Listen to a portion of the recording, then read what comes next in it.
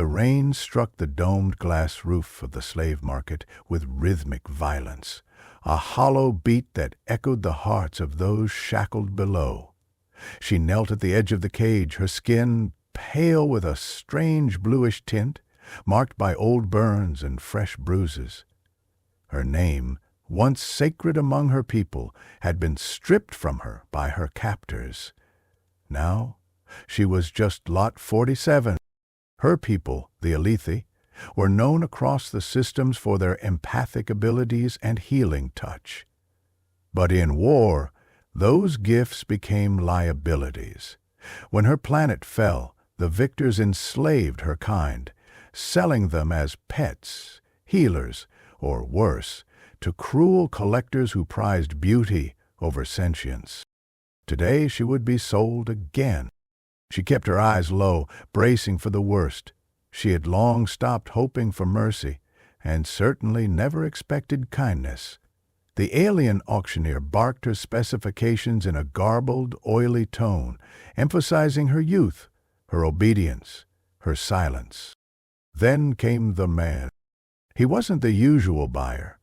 No flashy robes, no cruel eyes glittering with entitlement. He wore a long, worn coat soaked through with rain.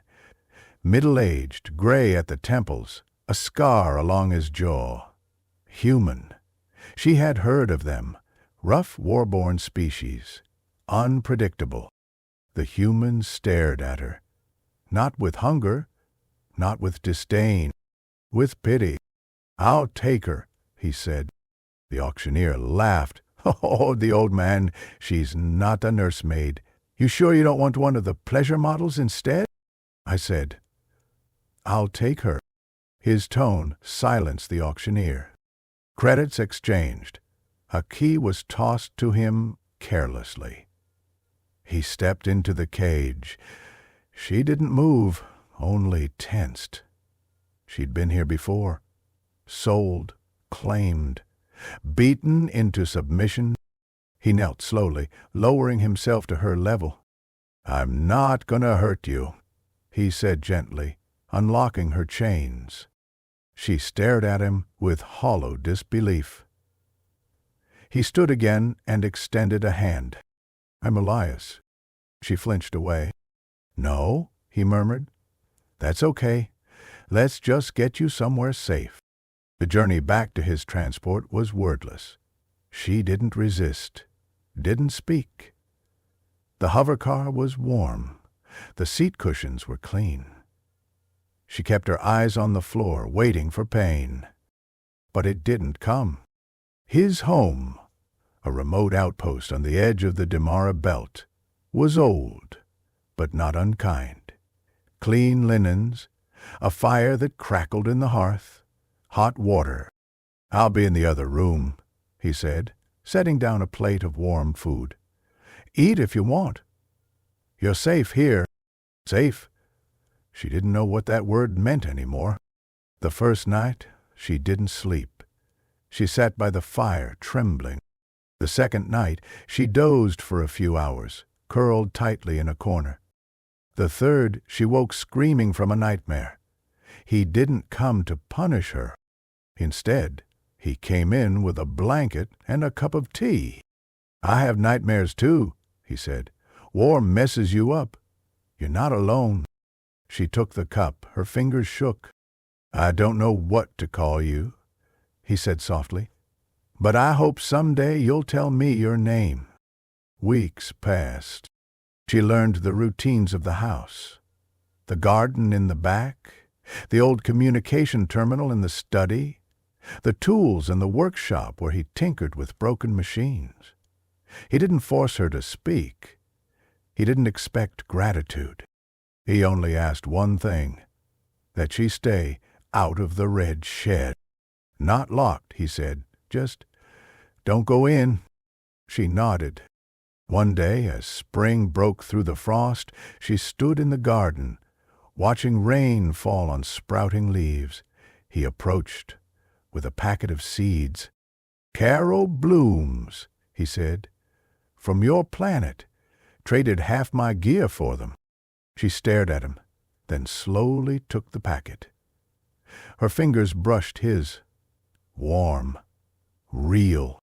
"You remembered," she whispered.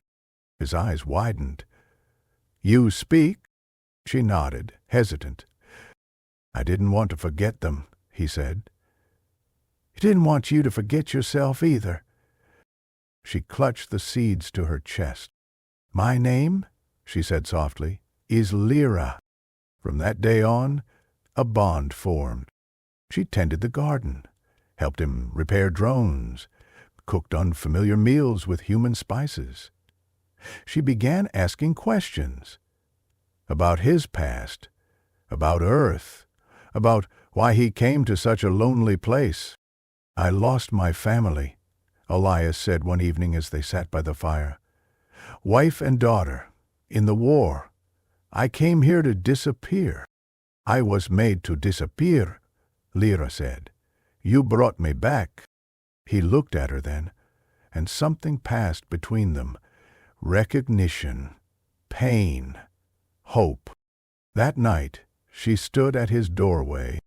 "I am not property," she said. "No," he agreed, rising. "I want to stay, of my own will." He said nothing, just opened his arms. She stepped into them. But peace never lasts. One evening, while gathering herbs from the woods beyond the outpost, she heard the sound. An electric hum, unmistakable. Slaver drones, recon models. She rushed back. Elias met her at the door, rifle in hand. "They've found you. They'll take me back. Not while I breathe." They had little time. He led her into the red shed. Inside she saw it. A rusted fighter, old but flight-capable. Scratched symbols marked the hull, an old resistance sigil. "You fought for freedom," she realized. "I still do. I won't leave you." He hesitated. "If they take you, Lira, the won't." Together they prepared the shed. The attack came at night. 3 slaver ships, drones swarming. Elias fought like a man who had nothing to lose. Lira, drawing on long-forgotten training, used her empathic touch to confuse and stun attackers. But they were outnumbered. One slaver, cloaked in armor, grabbed Lira by the throat. "Back where you belong, pet." Elias roared, tackling the man. Shots rang out. Blood spilled. The slaver fell. So did Elias. Lira screamed, rushing to his side. "I'm sorry," he whispered. "I tried." "Shut up," she sobbed, pressing her hands to his wound. Her powers flared. Gold light flooding the air. She hadn't used them in so long. But now, for him, they returned. He gasped as the pain lessened. She poured everything into him, every ounce of love, fear, power. When it was over, she collapsed beside him, drained but alive. So was he. The next morning the bodies were gone. The slavers retreated, likely assuming Lira would no longer be worth the effort. The outpost was damaged, but still standing. They stood in the garden, watching the sunrise. "You saved me," he said. "No," she replied. "You freed me." "And what will you do now, Lira?" She took his hand. "I will stay. I will heal. And I will love." Months passed. The garden flourished. Caro bloomed, stretching toward the twin suns. Elias recovered, slower now, but with her care he thrived. They rebuilt, together. Lira reclaimed her language, her stories, her history, and she made new ones, with Elias. To the galaxy, she had been Lot 47, a number, a possession. To him, she was Lira, a woman, a warrior, a healer, a beloved.